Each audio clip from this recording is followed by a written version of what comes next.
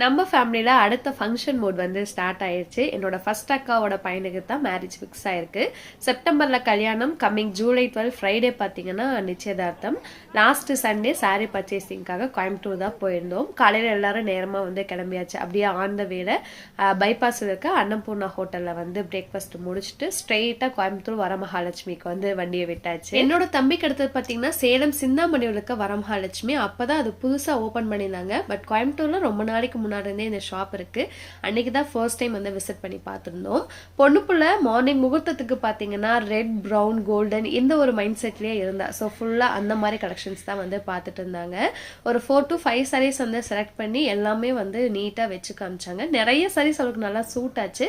ஃபைனலாக ஒரு saree வந்து எடுத்து அப்படியே அந்த சாரீக்கு ஒத்து வர மாதிரி மாப்பிள்ளை பையனுக்கு பட்டு வேட்டி சட்டை எல்லாமே எடுத்துட்டு கீழே வந்து சூப்பராக பூஜையெல்லாம் பண்ணி சாரியை வாங்கிட்டு அடுத்து எங்களுக்கான பர்ச்சேசிங்க்கு கிளம்பிட்டோம்.